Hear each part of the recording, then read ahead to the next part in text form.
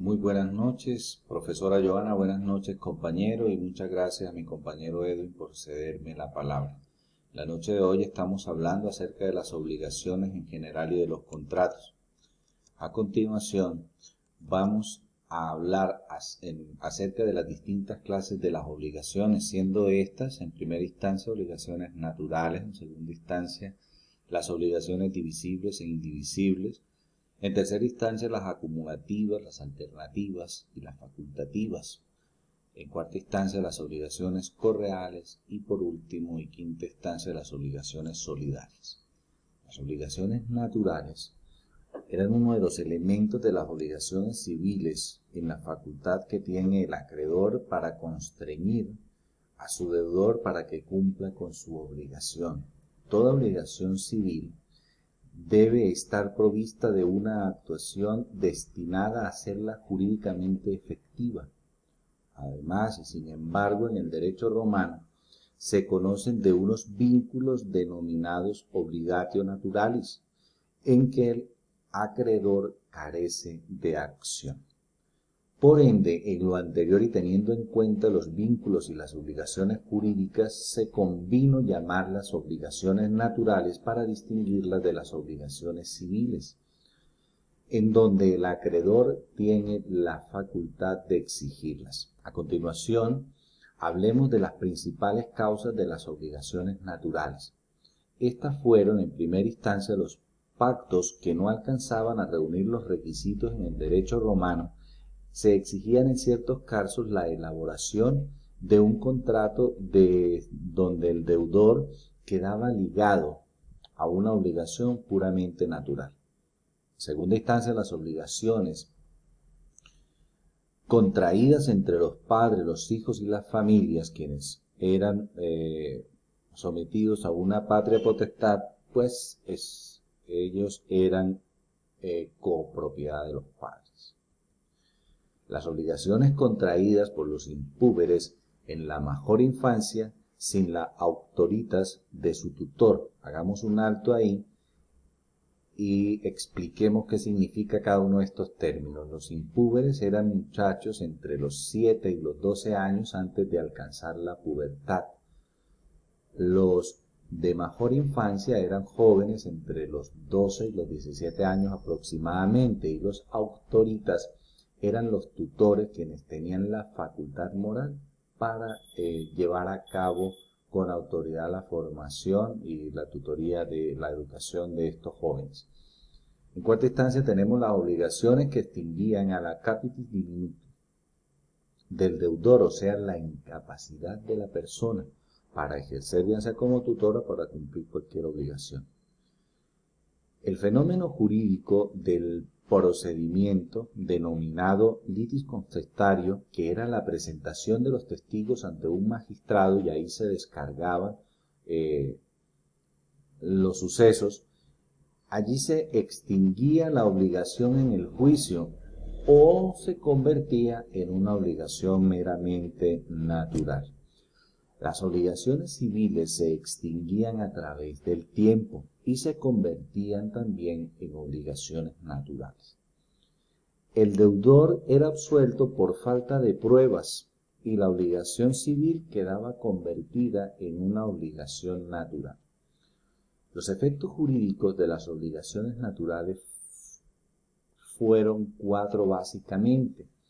Si el deudor natural pagaba voluntariamente la deuda al acreedor, gozaba del soliti retenio, o sea, de retener lo pagado voluntariamente, sin que el deudor reclamara algo denominado conditio individi, o sea, la acción de pago de lo no recibido, pues éste lo había pagado en conciencia de lo adquirido. La obligación natural podía oponerse a la obligación civil si el acreedor natural era a la vez un deudor civil. En tercera instancia vemos que la obligación natural era susceptible a novarse, o sea que se podía convertir en una obligación civil. Cuarto efecto de la obligación natural podía ser garantizada con una seguridad civil accesoria. Esto significaba que iba acompañada de un fiador, o también se podía adquirir por verbigracia, dando su palabra, o también se podía adquirir por medio de una hipoteca, o por medio de una fianza, o por medio de una prenda. Vamos con la segunda obligación en divisibles e indivisibles. En el derecho romano se ha dicho que una obligación es divisible cuando su objeto es susceptible a dividirse material o intelectualmente en varios deudores para beneficio del acreedor o de sus acreedores. También se dice que la obligación es indivisible en el caso contrario, es decir, cuando no admite ni división material ni división intelectual. Por ejemplo, una casa arrendada es una obligación indivisible, porque el hecho no puede dividirse en partes materiales, por ello deben responder por la totalidad del hecho debido. La divisibilidad o la indivisibilidad depende de la naturaleza misma de la obligación y no de las estipulaciones de las partes. O sea, la divisibilidad e indivisibilidad son meramente naturales. Como regla general puede decirse que si el objeto de obligación consiste en una cosa natural, ésta es divisible por cuanto las cosas materiales son susceptibles a la división. Ejemplo, una finca que se puede parcelar, se divide. Mientras que si consiste en la ejecución o no ejecución de un hecho, esta sería indivisible porque los hechos no pueden dividirse en porciones materiales ni en cuotas pro indiviso. En tercera instancia tenemos las obligaciones acumulativas, alternativas y facultativas. Las obligaciones acumulativas son aquellas que tenían varios objetos distintos, pero exigibles todos a su vez. Por ejemplo, un esclavo, denominado A, el fundo, que era una parcela de tierra productiva, y 10.000 centesios, que era la antigua moneda romana. Estos tres factores, obligaciones unidas, podían ser exigidos al tiempo. En las obligaciones alternativas, vemos que esta obligación tenía varios objetos distintos, pero solo uno podía exigir la elección del deudor o del acreedor. Y se ponía o se anteponía la conjunción aut, que significaba o. Por ejemplo, en latín, ecus aut decem aoeros dare spondes, que traducido al castellano o al español significaba: prometes darme un caballo o 10 monedas de plata.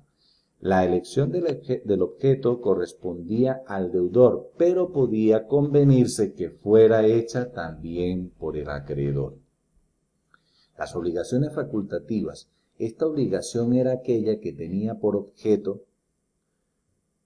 uno determinado, pero que el deudor reservaba la facultad de pagar con otro distinto. Por ejemplo, debía 10 ovejas y no tenía cómo pagarlas, pero tenía 2 caballos. Entonces le proponía: mire, tengo 2 caballos que equivalen a lo que valen las 10 ovejas, me lo recibe, y el acreedor decidía de manera facultativa si aceptaba o no. Las tres diferencias entre las obligaciones alternativas y las obligaciones facultativas. Una de ellas, o la primera, es la obligación. En la obligación alternativa, todos y cada uno de los objetos se hallaban afectos a cada una de ellas, mientras no se haga la elección del deudor o del acreedor, mientras que en la obligación facultativa el objeto de ella era principalmente debido, no aquel con que el deudor se reservaba la facultad de pagar. La segunda diferencia es que si la obligación alternativa perecía en caso fortuito antes de la elección de uno de los objetos debidos, la obligación subsistiría sobre los objetos restantes, mientras que en la obligación facultativa, si el objeto perecía, en términos que el deudor quedara libre, la obligación no podía subsistir, puesto que había quedado extinguida en su objeto propio. La tercera diferencia es que si la obligación alternativa era nula por imposibilidad o por otro defecto inherente a uno de los objetos,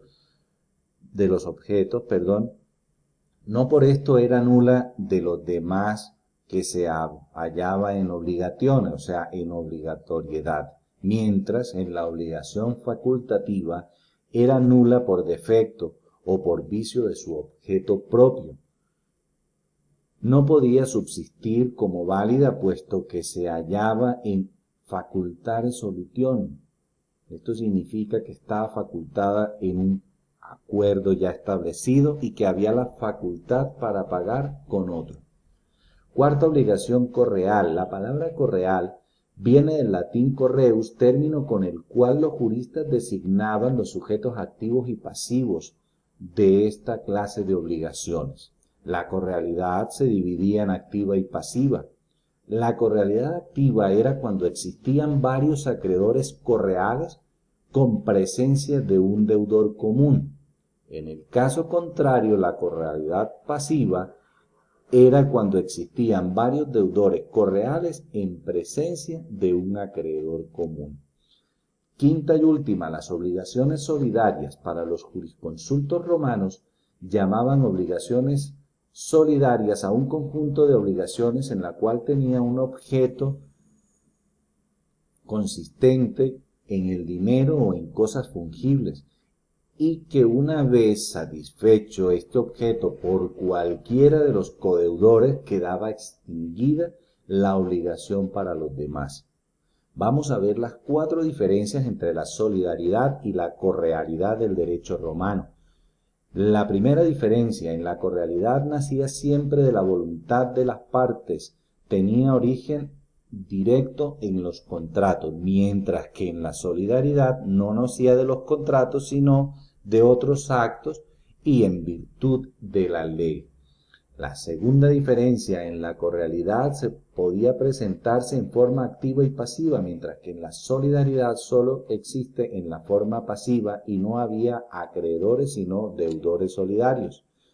La tercera diferencia es: en la correalidad no había sino un solo objeto que era común a todos los sujetos activos y pasivos, mientras que en la solidaridad cada obligación tenía un objeto propio. Y en caso de pago de la deuda de uno de los deudores se extinguía la deuda para otros, puesto que no era la unidad del objeto sino por el acreedor que tenía derecho a exigir los objetos. Las obligaciones solidarias nacían de los delitos o cuasidelitos que se cometían en grupos de personas o de un cuasicontrato con pluralidad de los deudores. En la actualidad, nuestro derecho civil ha borrado toda diferencia entre obligaciones correales y solidarias, y bajo esta última denominación la reglamenta a todas, siguiendo los principios generales del derecho romano sobre obligaciones correales y haciéndolas surgir ya de los contratos, ya de los testamentos o ya de la ley. Muchas gracias por la atención prestada. Doy paso a mi compañero Antonio Acosta. Feliz noche para todos.